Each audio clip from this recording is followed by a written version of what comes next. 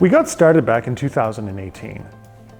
I had been speaking to a number of large companies at different forums like the OECD about their supply chain traceability issues, and it sort of culminated at the end of the year when Alyssa Newman from Google approached me and said, "We've been talking about this for quite a while. Is there any way that we could get started on an actual traceability project and put it into practice?"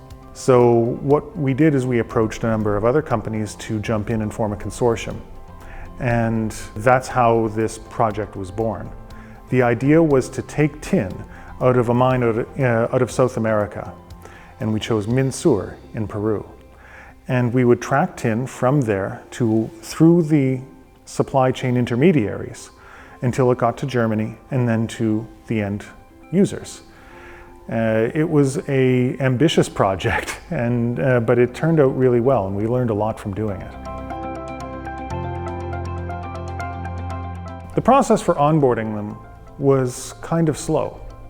We needed to approach both the people in compliance, the people in legal, the people in the IT departments, and even in purchasing, and convince them why it was important to do a traceability project. And often it would take quite a long time to get one company onboarded, and then we would need to go to their suppliers as well. We eventually did get a complete supply chain map for one of the end users, and we managed to track tin all the way from one end to the other. I think the most important aspect of this project was trying to learn as much as we could about what the barriers to scaling a traceability system and infrastructure would be. And we came out of that with a lot of good insight. All of the big companies were concerned about antitrust issues at the beginning. And this is something that you can avoid by selecting what data needs to be shared and with whom, and having strict separation between, for example, the purchasing departments that actually purchase the materials and the compliance departments that actually read and make sure that they know the provenance of the materials. In addition, these companies, even though they were from very different industries, all had this same need of knowing the provenance, about wanting to know more about their supply chains, and all of them were sort of in common in that they weren't 100% sure of exactly what information would help. We knew that we needed to know location and where the materials came from, but what information would prove it was something that we needed to discover along the way.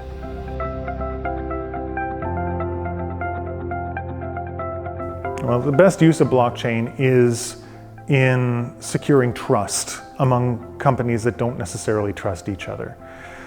Data that we enter into the blockchain is unchangeable. And so what that does is it gives a certain amount of confidence that people are going to provide information that they're willing to stand behind. In addition, having blockchain allowed these companies to feel confident in sharing their data because all of it was encrypted with their own keys. That meant that any data that was shared with the supply chain participants was still under control of the owner of the data and not under control of a third party.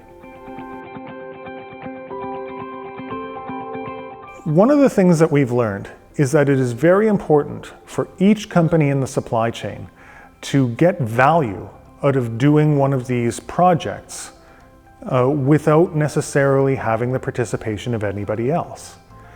It's also important that we're able to grow a web of trust instead of onboarding an entire supply chain end-to-end before we can begin.